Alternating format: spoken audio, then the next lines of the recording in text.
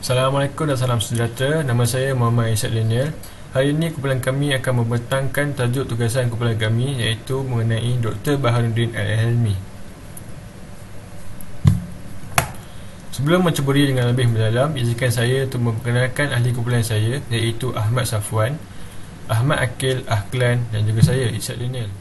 Seterusnya saya akan menceritakan mengenai pengenalan Dr. Baharuddin. Dr. Baharuddin Al-Helmi adalah salah seorang nasionalis Melayu, ahli politik dan pemikir Islam yang terkenal semasa zaman penjajahan Inggeris dan selepas merdeka di tanah Melayu. Dia seorang yang benar-benar alim dalam ilmu dan bidang agama Islam dan merupakan ahli tafsir Al-Quran dan hadis serta menguasai semua pelat bahasa Arab.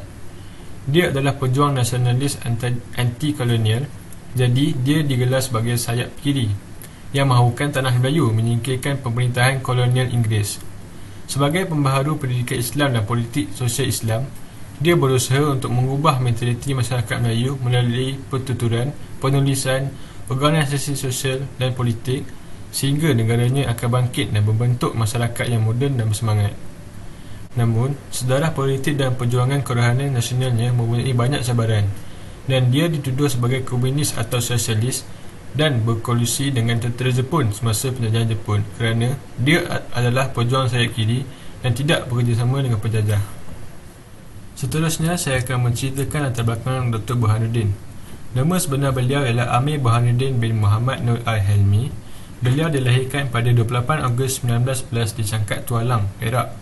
Nama bapa beliau ialah Abi Halim ataupun Haji Muhammad Noh, merupakan seorang ulama tasawuf berasal daripada Sumatera. Manakala nama ibu beliau ialah Sharifah Zaharah binti Habib Osman, iaitu wanita kelahiran tempatan Perak. Nama isteri beliau pula ialah Cik Suri binti Yahya dan keluarga beliau mempunyai 7 orang adik-beradik, iaitu Dr. Burhanuddin, Ustaz Abdul Halim, Ta'iyah, Zaleha, Sayuti, Baharin dan juga Dr. Nobit. Assalamualaikum warahmatullahi wabarakatuh. Saya Ahmad Akil bin Saluddin. Saya dari kumpulan 2 akan membentangkan tentang biodata Dr. Burhanuddin Al-Helmi. Jadi pertama sekali saya akan menerangkan tentang kehidupan semasa kanak-kanak. Jadi nama diberi ialah Amir Burhanuddin Ungku Muhammad Noh atau dikenali sebagai Dr. Burhanuddin yang dilahirkan di Cangkat Tualang, Perak pada tahun 1911. Jadi pertama sekali Dr. Burhanuddin telah dihantar oleh ayahnya menuntut di sekolah agama di Sungai Jambu di Sumatera Barat. Sekolah itu dibuka oleh rakan ayahnya iaitu Syekh Muhammad Khatib Minangkabau ketika ayahnya pulang ke kampung halaman di Sumatera. Sebelum mendapat pendidikan tersebut, Dr. Burhanuddin menerima pendidikan Melayu di Sungai Dera, Tanjung Malim pada tahun 1922. Dr. Burhanuddin menerima didikan dari ayahnya yang menjadi guru agama di kampung selepas sahaja berhijrah dari sekolah Melayu di Berang Ulu Bakap dan Kota Baru dan juga Perak. Selain itu, beliau juga suka akan membaca buku dan juga suka menyebarkan ilmu dalam kalangan kawan-kawan sekolahnya semasa zaman kanak-kanak. Dengan sifat sedemikian, beliau diberi pendidikan yang sempurna oleh kedua ibu bapanya dengan menyekolahkannya di sekolah Melayu dan pendidikan agama termasuk menerima pendidikan di Sumatera Barat.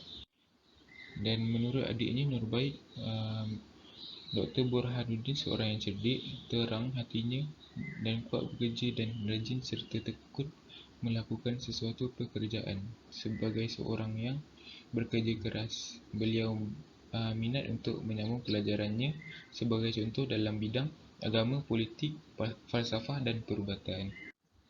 Jadi seterusnya kehidupan semasa remaja. Dr. Burhanuddin belajar di sekolah pondok di Jitra, Kedah.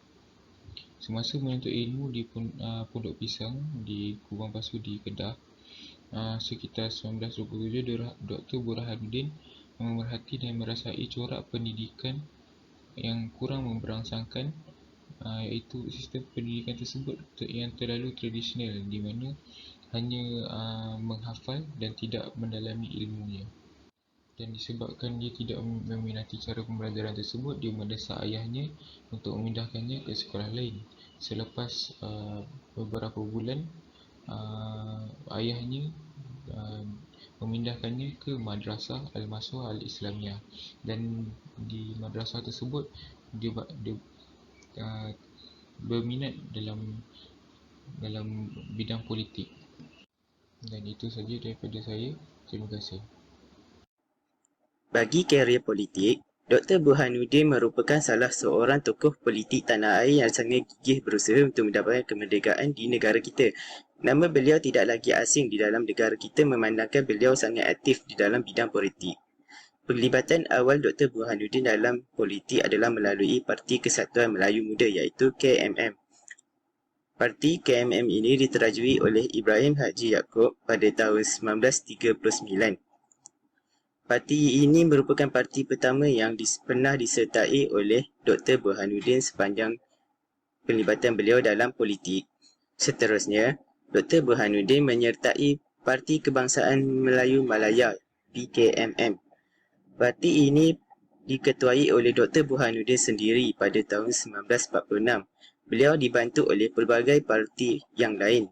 Antaranya ialah Angkatan Pemuda Insaf API dan juga Angkatan Wanita Sedar Awas serta beberapa parti yang lain. Dan yang ketiga pula ialah Parti Islam Semalaya iaitu PAS. Dr. Burhanuddin dijemput untuk memimpin parti ini pada tahun 1956 bagi mengambil alih tugas Dr. Abbas Alias sebagai pemimpin parti tersebut.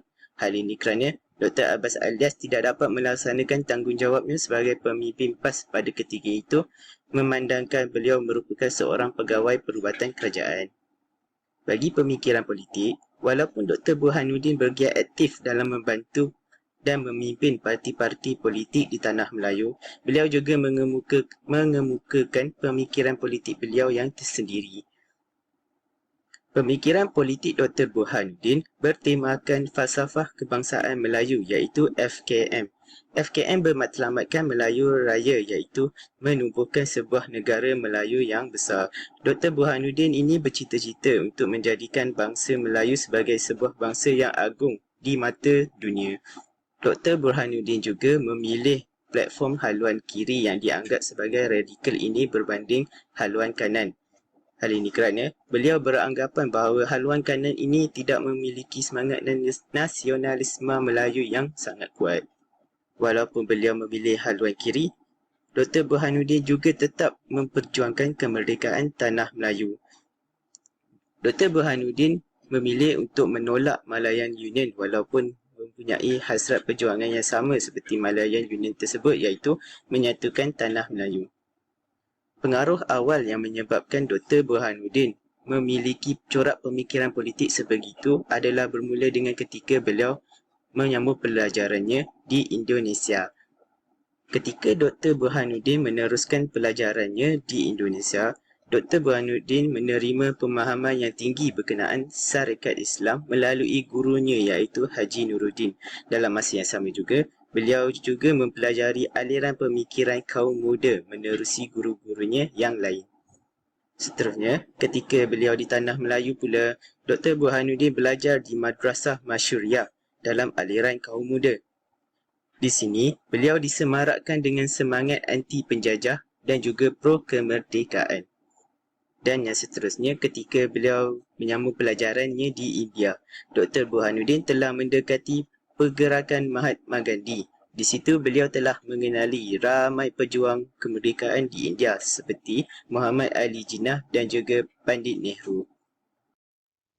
Assalamualaikum, nama saya Aklan.